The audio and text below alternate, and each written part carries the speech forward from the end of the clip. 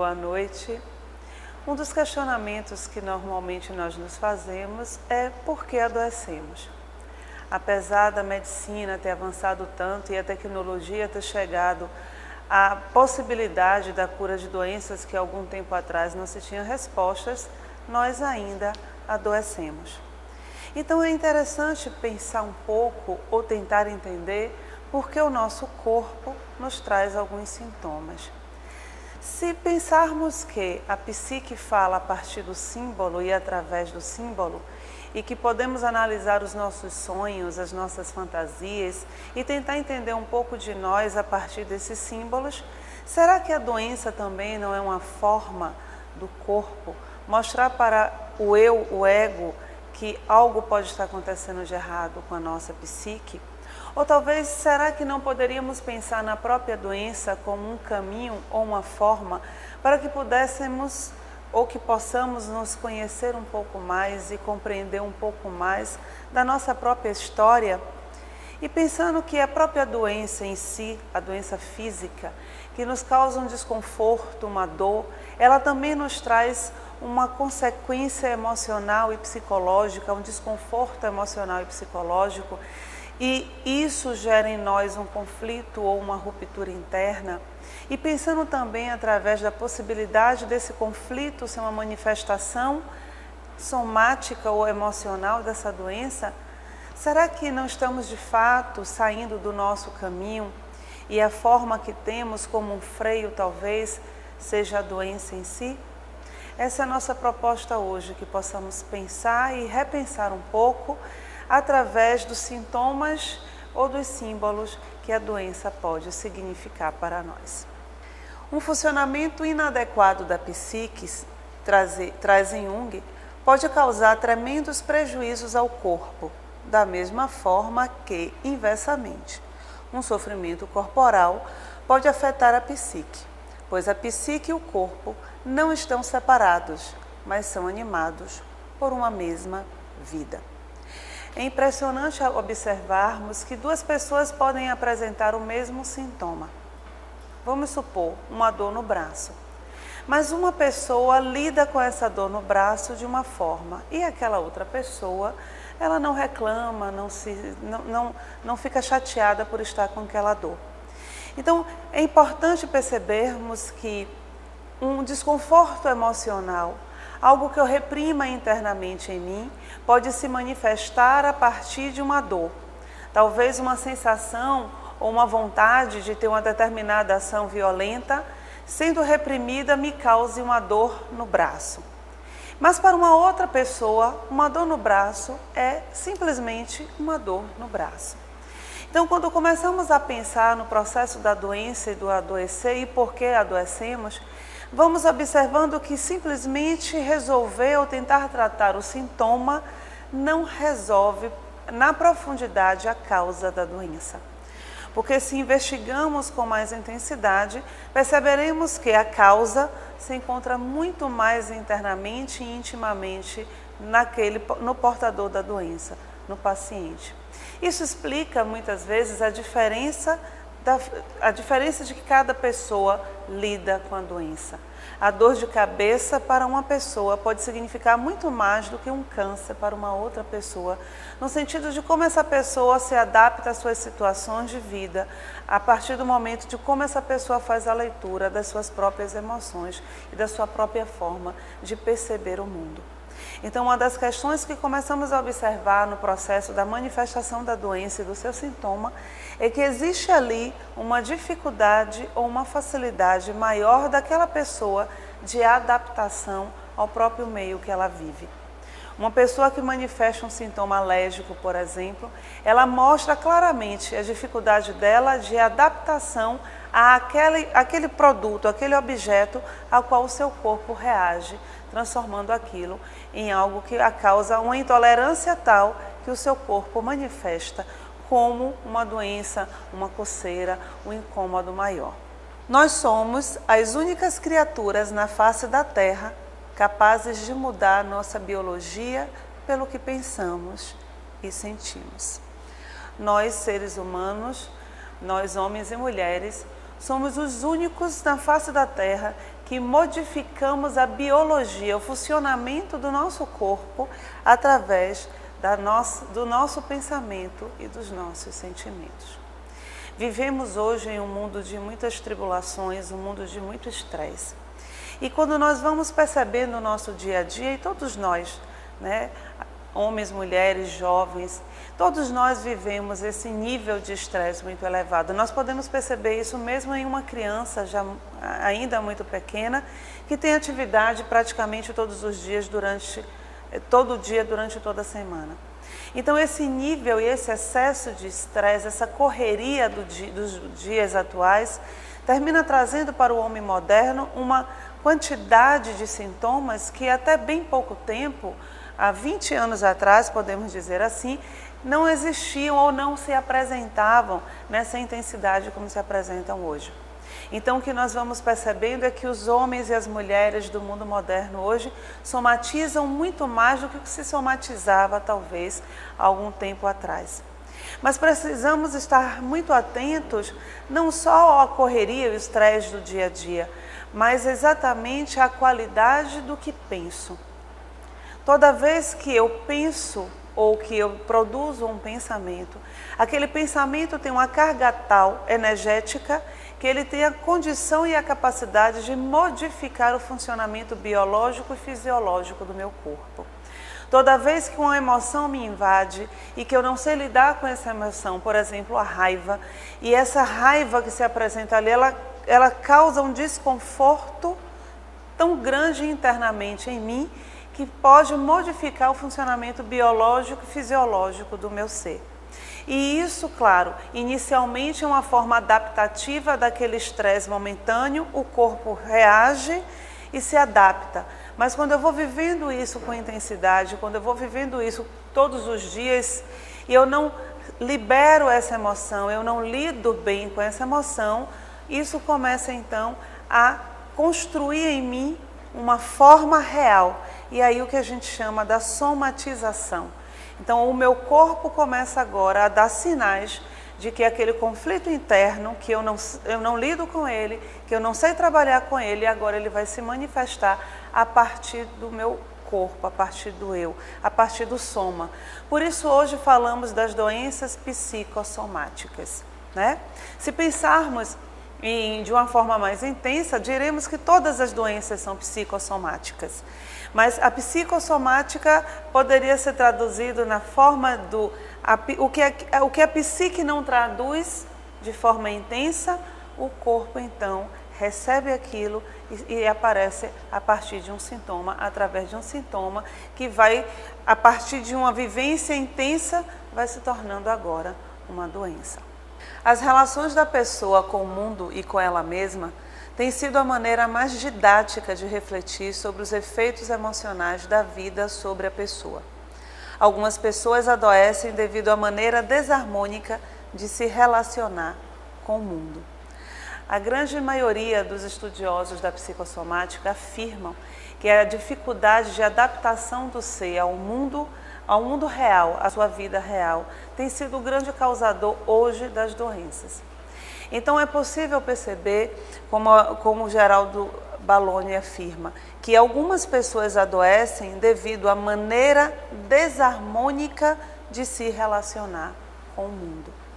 Então, quando vivemos ou nos colocamos de uma forma onde fazemos uma escolha de uma vida totalmente voltada para fora, uma vida onde só o ego busca realizar-se em termos de desejo, quando passamos a maior parte do nosso tempo ocupados e preocupados com a tentativa de controlar o fluxo natural da vida, temos uma tendência de que a própria energia psíquica, ou a libido, como Freud intitulou, nos chame a atenção e retendo essa energia para o mundo interno, que é o mundo do sentido real, possamos a partir disso ter como forma de chamado uma doença. Tentando explicar de uma forma mais clara. Vamos imaginar que uma pessoa adulta, jovem adulta, passe toda a sua vida tentando satisfazer os desejos do ego. profissionalmente, tentando acumular riquezas, tendo toda uma vida voltada para fora, tentando alimentar a imagem que foi construída a partir da sua persona, tentando estar todo o tempo atendendo uma demanda coletiva do que tem que ser, de como tem que ser, da forma como deve ser ditada pelo coletivo. E essa pessoa que busca ser atendida dessa forma tão superficial, quando chega em casa, sente um vazio, sente uma sensação de solidão ou de tristeza.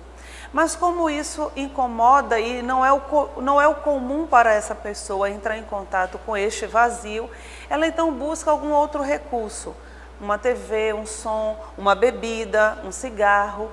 E essa pessoa vai sempre substituindo aquela sensação que ainda é muito pequena internamente por algo que é então externo, superficial, ou que vai anestesiá-la a partir de uma droga lícita ou ilícita. Mas com o passar do tempo, com esse excesso dessa busca externa, com essa tentativa que muitas vezes é muito do ego de controlar a vida e manter a vida sob o seu comando para que ela tenha uma sensação de segurança, essa pessoa começa então a ter falta de ar. Ela está muito bem conversando, falando, mas tem uma sensação de que falta o ar. Então ela chega em casa e vai buscar o médico, e o médico faz todos os exames e vai dizer a ela: você não tem nada, o pulmão está bom, você não tem uma gripe, não tem nada. Mas aquela sensação agora vai aumentando, e com mais algum tempo a pessoa é capaz de dizer assim: eu tenho uma sensação de que tem uma pata de elefante no meu peito, me tira o ar. É como se a caixa torácica estivesse sendo comprimida. E passando então, e continuando nessa demanda dessa vida externa, sem se voltar para de fato o que aquele símbolo pode estar te dizendo. O que será que me oprime tanto o peito? O que será que me tira o ar? Que me tira o fôlego? Essa pessoa vai passando então o tempo e não se dá conta que o medo de viver a própria vida livremente, a tentativa de manter as coisas sob o seu controle, o medo de se relacionar profundamente com as pessoas, faz com que o seu corpo sinalize para ela a importância de voltar para o seu caminho verdadeiro. E aí nós podemos imaginar um sintoma que hoje é tão comum, a própria depressão. E ao perceber-se deprimida, então, a pessoa busca a ajuda necessária para que aquele sintoma desapareça. E é muito provável que, buscando a sua ajuda, ela seja medicada devidamente, adequadamente, como tem que ser. Mas essa pessoa continua percebendo que, anestesiada agora pela medicação, aquele vazio permanece. Então precisamos entender que é exatamente a minha necessidade de entrar em contato com algo maior e verdadeiro em mim que pode trazer um sintoma. Então a medicação é extremamente importante, extremamente funcional, mas ela vai aplacar só o sintoma. Ela não vai na causa profunda que na maioria das vezes reside no próprio portador da doença. É a minha dificuldade de entrar em contato com a realidade da minha vida, a minha dificuldade de entrar em contato com o mundo que eu vivo, a minha negação da realidade que sou, a minha negação da própria sombra que habita em mim, que faz com que a minha psique, por uma necessidade de plenitude, faça com que um sintoma saia para que eu possa agora olhar para mim verdadeiramente. Não é de estranhar, afirma Joana de Ângeles, pois, que a intoxicação emocional transforme-se em enfermidades aparentes ou reais, em face das infecções que se instalam no organismo em decorrência da perda imunológica sob o bombardeio contínuo da mente enfermiça. Não é de estranhar-se, pois, que a intoxicação transforme-se em enfermidades aparentes ou reais. Eu lembro de uma pessoa muito próxima que ela começou a ter uma série de eventos que aparentemente coincidiam, mas que tinham um significado extremamente profundo na vida daquela pessoa. Ela quebrou a perna 8 vezes, a mesma perna. Em um intervalo muito curto, em menos de um ano, ela teve o acidente na mesma perna 8 vezes. E na sexta vez que isso aconteceu, nós duas conversávamos e eu perguntava para ela o que aquele sintoma poderia significar. Então ela me disse que o médico tinha dito a ela que pela fragilidade de tantos acidentes na mesma perna, aquela perna agora era uma perna frágil e que isso poderia começar a acontecer com uma assiduidade maior. Mas essa resposta era muito vaga, mas ela preferiu ficar com isso. E 2 meses depois do 6º acidente, ela descia a escada da sua casa e mais uma vez ela torceu o pé. E aí houve de novo mais uma necessidade de engessar e de ficar durante 15 dias de novo paralisada e engessada. Então nessa 7ª vez conversávamos nós duas e eu tornei a perguntar para ela, mas você acha que realmente é tão comum uma pessoa se acidentar na mesma perna, da mesma forma, por 7 vezes? Então ela trouxe para mim a sensação que ela começava a perceber. Ela disse, bem, o que eu percebo é que, na verdade, durante esse quase 1 ano, eu tive que ficar muitas vezes sozinha comigo mesma. Eu tive que ficar muitas vezes engessada, literalmente, né, paralisada, para poder pensar um pouco na minha vida. Talvez, disse ela, eu estivesse realmente precisando disso. Talvez eu tenha pensado pouco em mim. Mas trazendo a própria situação que a mentora nos traz, né? Essa mente enfermiça que vai trazendo situações que são reais ou talvez não sejam reais, será que ela não precisava aprofundar-se um pouco mais na qualidade do seu pensamento, dos seus sentimentos, das suas emoções? Porque ela precisava quebrar literalmente a perna e na 8ª vez, no 8º acidente, ela estava saindo de casa e aí ela vai e quebra de novo a perna. E aí dessa vez foi muito mais grave a situação, teve que pôr pinos na perna. Então conversávamos de novo. E antes que eu fizesse a pergunta a ela, ela olhou bem para mim e disse assim, bem, na verdade tem um fator em comum além da perna quebrada.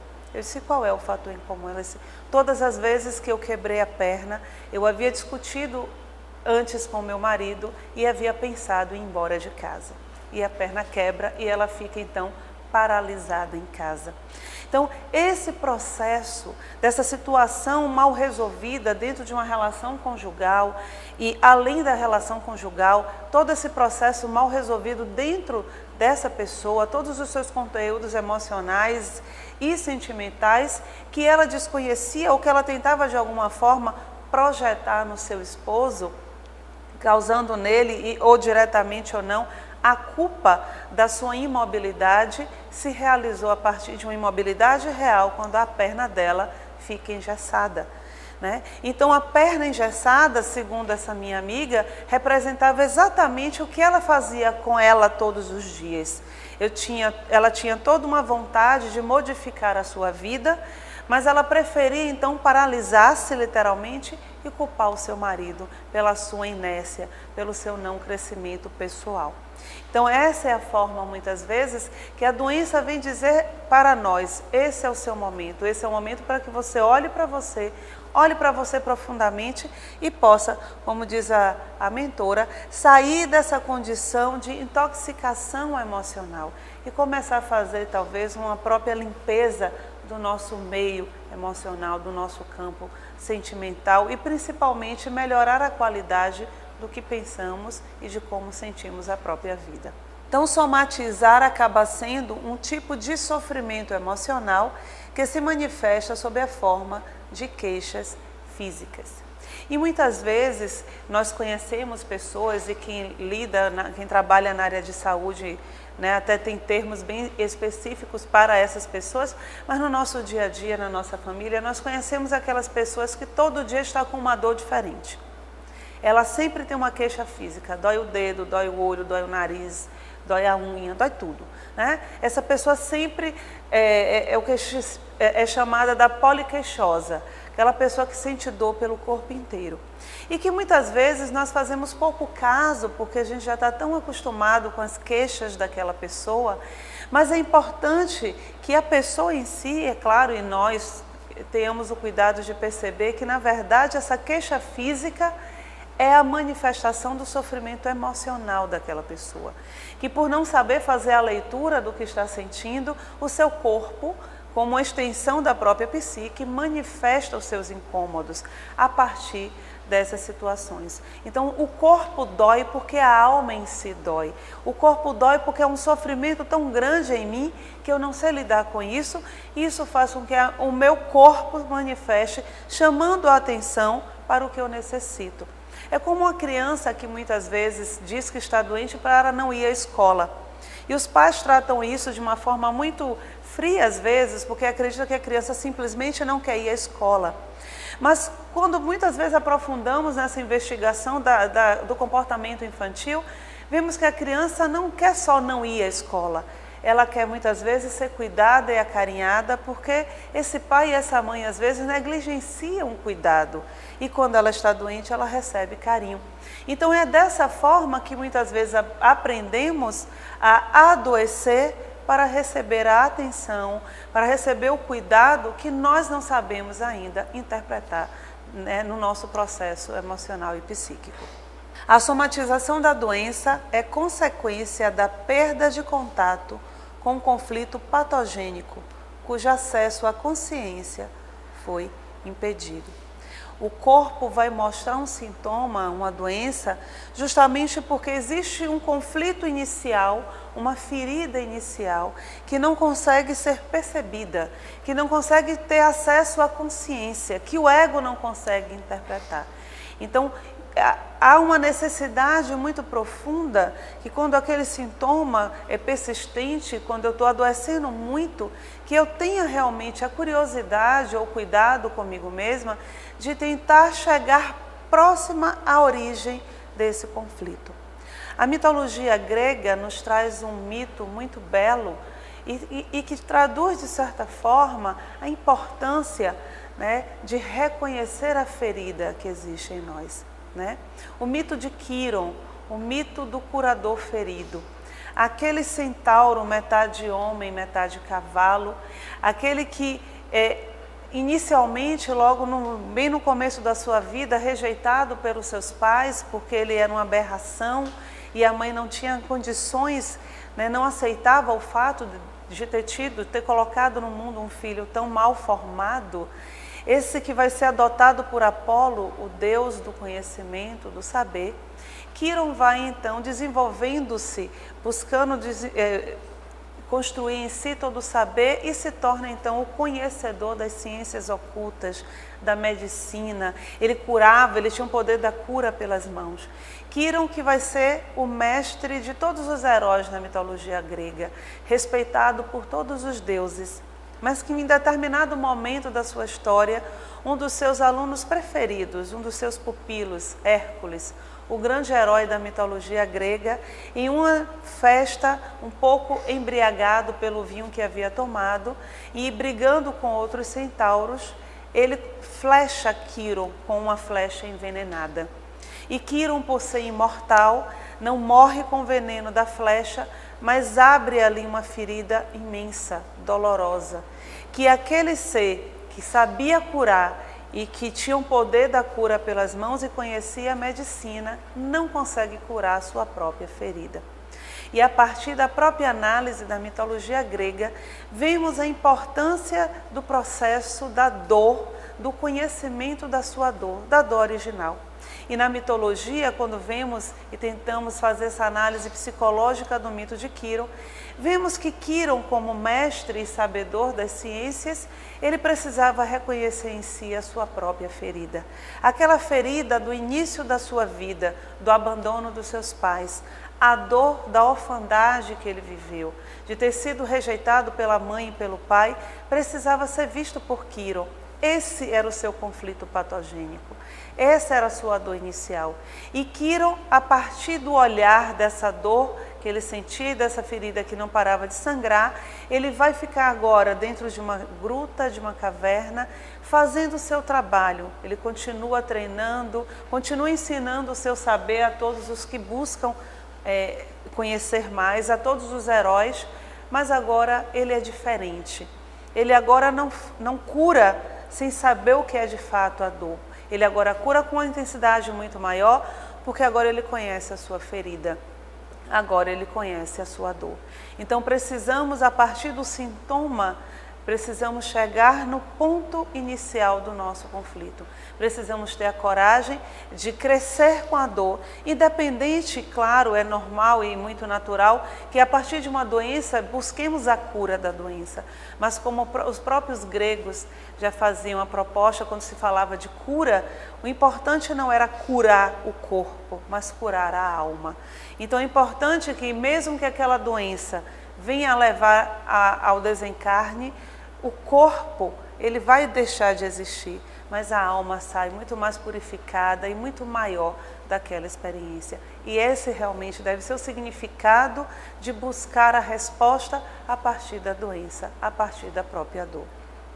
Então o homem adoece porque oculta de si mesmo a história cujo significado lhe é insuportável. Eu conversava com uma mulher, eu converso com muitas mulheres, vocês podem perceber isso, e ela tinha uma dermatose, e essa dermatose já durava mais de 4 anos. Mas depois de tanto tempo em que aquela pele ficava tão machucada e tão atritada por conta da coceira que causava, a pele estava extremamente frágil, e agora era na mão direita, na mão esquerda, desculpa, que ela tinha dermatose, essa pele agora estava tão frágil que a mão parecia uma mão de um bebê. Qualquer coisa podia realmente machucar e aquela pele sangrava muito. E essa mulher que já havia buscado todos os recursos da medicina, já tinha partido para todos os recursos da medicina também alternativa, ela agora estava exausta, porque ela acreditava realmente que ela estava passando por um processo kármico, um castigo de Deus. E diante de todo um processo, ela vai participar então de um grupo terapêutico. E nessa conversa entre mulheres no grupo terapêutico, em que ela se sentia muito mais à vontade, como ela mesma dizia, e ela dizia que ali era um momento onde ela podia ser ela mesma, ali era o único lugar, durante o dia dela, que a mão não coçava, que a mão não doía e que a mão não sangrava. E quando ela relatou isso para nós no grupo, nós começamos então a observar a importância daquele momento para ela, porque ali ela se permitia ser livre, ser independente, ficava totalmente à vontade. Mas certa feita no grupo, houve uma mudança no tema que estava sendo proposto. E a instrutora do grupo nesse dia então trouxe um tema novo. E nessa temática nova, ela falava da repressão.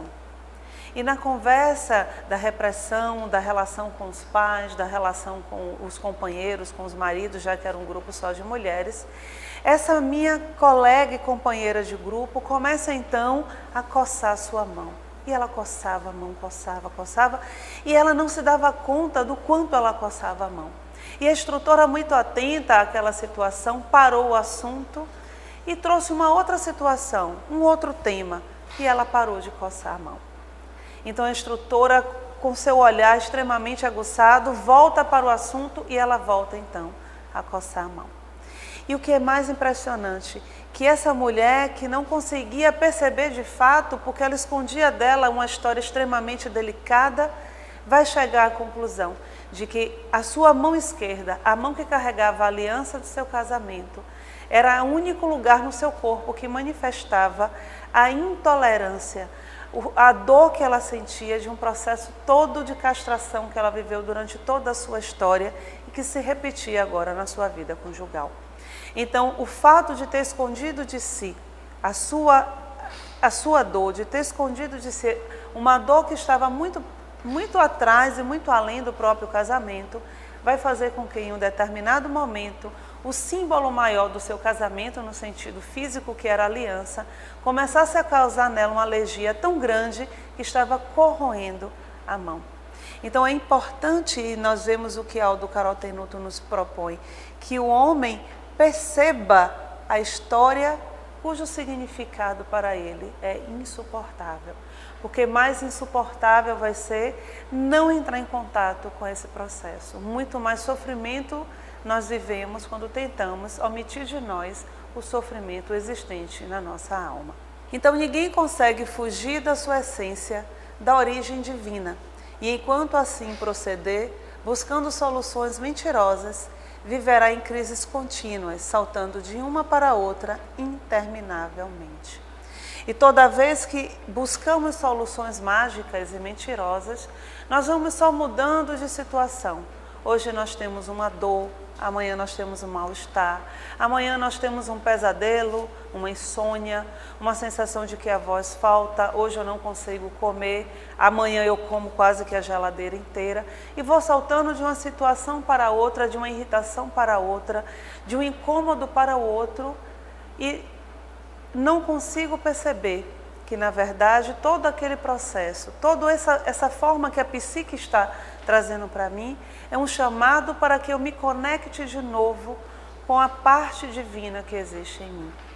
Toda vez que direcionamos a nossa vida unicamente para o atendimento das necessidades do ego, para as ânsias do ego, para a ânsia coletiva, caímos no vazio. Mas esse vazio, e podemos dizer assim, o fundo do poço, na verdade, pode estar o tesouro da nossa existência. É justamente nesse processo do sofrimento e da dor que muitas vezes encontramos com Deus. Mas não precisamos chegar a esse ponto para encontrarmos com Deus. Então é necessário que busquemos a todo momento viver dentro de um processo onde a minha consciência do espírito que sou, da imortalidade da alma esteja presente na minha vida e que eu paute toda a minha vida, o meu dia a dia, as 24 horas do meu dia, na proposta de viver inteiramente e ligada inteiramente com Deus. Entendendo que assim como um corpo que vai adoecer porque ele é perecível, mas que a minha alma não precisa ficar enferma, que a minha alma não precisa carregar as máculas que o meu corpo apresenta. Então é justamente nessa condição de perceber a minha essência, a minha origem divina, que eu posso parar de saltar de um sintoma para o outro e aí sim entrar em contato com a realidade do meu ser. Então, aprofundar-se a sonda investigadora das causas das aflições humanas no cerne do ser constitui dever de todos, de modo a encontrar-se as causas profundas e predominantes, geratrizes da conjuntura perturbadora, erradicando-as e substituindo-as por outras de caráter dignificante. Quando Quiron não suportava mais a dor daquela ferida causada por Hércules, ele então começou a desejar a morte. Ele era imortal. Isso era para ele impossível. Então Hércules, muito comovido e preocupado com o amigo, buscou Zeus, o deus dos deuses. Zeus que é traduzido como nosso próprio self. E esse impulso heróico que existe em nós, agora acessa o self. E o comando dado por Zeus é que, se Quiron aceitar trocar de lugar com Prometeu, que estava preso no Cáucaso, numa rocha, e que todo dia um abutre ia, comia o seu fígado e durante a noite o seu fígado era recomposto. Se Quiron aceitar trocar de lugar com Prometeu, ele então vai ter a morte. E ele daria a sua imortalidade e a chance de Prometeu continuar na vida. E quando Hércules leva essa proposta até Quiron, Quiron a aceita. E Quiron, tão adorado por todos os heróis, é levado então ao Cáucaso por Hércules e lá há uma troca. Prometeu sai do Cáucaso e Quiron agora ganha a liberdade através da morte. E Zeus, agradecido e comovido ao mesmo tempo, dá a Quiron a constelação de Sagitários. Quiron agora brilha nos céus do Olimpo. E traduzindo e observando a própria proposta mitológica, o que nós vemos é que naquele momento em que Quiron reconhece a sua ferida, que Quiron reconhece que tem uma dor profunda no seu ser, é essa dor que proporciona a ele agora a possibilidade da transformação. Quiron era imortal. Mas se percebermos e fizermos a leitura da imortalidade também como um estado de permanência, de não mudança, de não renovação, vemos que a imortalidade não era interessante para aquele que agora reconhecia a sua dor. Então, a partir dessa ferida, Quiron aceita, Quiron a serviço do self, agora aceita passar pelo processo da transformação. Então ele precisa morrer. E é exatamente o que significa o símbolo para nós. Todo sintoma é uma proposta de morte. Todo sintoma é uma morte iminente. Mas se pensarmos no sentido não da morte real, mas da possibilidade da transformação. Então, todo sintoma físico é uma possibilidade de uma leitura nova do ser que sou, da possibilidade de me transformar em uma pessoa diferente, na possibilidade de, conversando com aquela dor, conversando com a doença, eu possa perceber que eu posso, assim como Kiron, trazer de volta o meu impulso heróico, buscar de volta a força para a vida e então eu conseguir chegar às alturas e ganhar uma constelação e brilhar verdadeiramente, não mais ocupada e a serviço do ego, mas agora totalmente a serviço do self, agora totalmente a serviço do crescimento e do desenvolvimento pessoal que deve ser a nossa busca. Então, muita paz e até o nosso próximo encontro.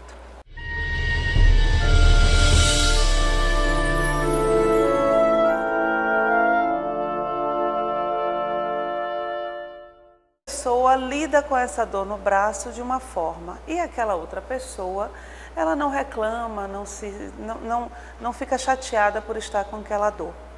Então, é importante percebermos que um desconforto emocional, algo que eu reprima internamente em mim, pode se manifestar a partir de uma dor.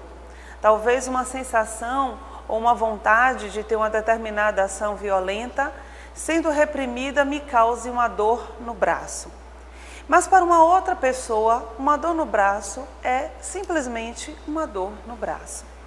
Então, quando começamos a pensar no processo da doença e do adoecer e por que adoecemos, vamos observando que simplesmente resolver ou tentar tratar o sintoma não resolve na profundidade a causa da doença. Porque se investigamos com mais intensidade, perceberemos que a causa se encontra muito mais internamente e intimamente no portador da doença, no paciente. Isso explica muitas vezes a diferença de que cada pessoa lida com a doença. A dor de cabeça para uma pessoa pode significar muito mais do que um câncer para uma outra pessoa, no sentido de como essa pessoa se adapta às suas situações de vida, a partir do momento de como essa pessoa faz a leitura das suas próprias emoções e da sua própria forma de perceber o mundo. Então, uma das questões que começamos a observar no processo da manifestação da doença e do seu sintoma é que existe ali uma dificuldade ou uma facilidade maior daquela pessoa de adaptação ao próprio meio que ela vive. Uma pessoa que manifesta um sintoma alérgico, por exemplo, ela mostra claramente a dificuldade dela de adaptação àquele produto, aquele objeto ao qual o seu corpo reage, transformando aquilo. A possibilidade desse conflito ser uma manifestação somática ou emocional dessa doença, será que não estamos de fato saindo do nosso caminho e a forma que temos como um freio talvez seja a doença em si? Essa é a nossa proposta hoje, que possamos pensar e repensar um pouco através dos sintomas ou dos símbolos que a doença pode significar para nós. Um funcionamento inadequado da psique, traz em Jung, pode causar tremendos prejuízos ao corpo, da mesma forma que, inversamente, um sofrimento corporal pode afetar a psique, pois a psique e o corpo não estão separados, mas são animados por uma mesma vida.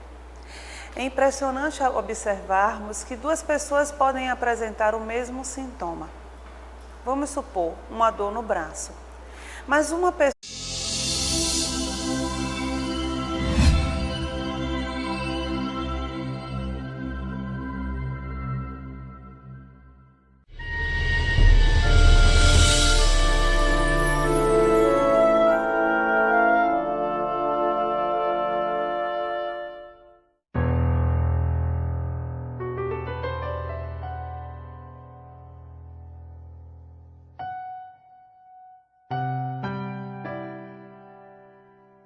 Boa noite.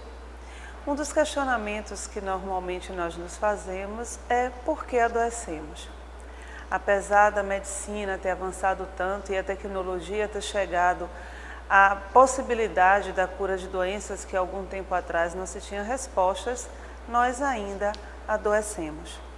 Então é interessante pensar um pouco ou tentar entender por que o nosso corpo nos traz alguns sintomas. Se pensarmos que a psique fala a partir do símbolo e através do símbolo, e que podemos analisar os nossos sonhos, as nossas fantasias e tentar entender um pouco de nós a partir desses símbolos, será que a doença também não é uma forma do corpo mostrar para o eu, o ego, que algo pode estar acontecendo de errado com a nossa psique? Ou talvez, será que não poderíamos pensar na própria doença como um caminho ou uma forma para que pudéssemos ou que possamos nos conhecer um pouco mais e compreender um pouco mais da nossa própria história? E pensando que a própria doença em si, a doença física, que nos causa um desconforto, uma dor, ela também nos traz uma consequência emocional e psicológica, um desconforto emocional e psicológico, e isso gera em nós um conflito ou uma ruptura interna. E pensando também através da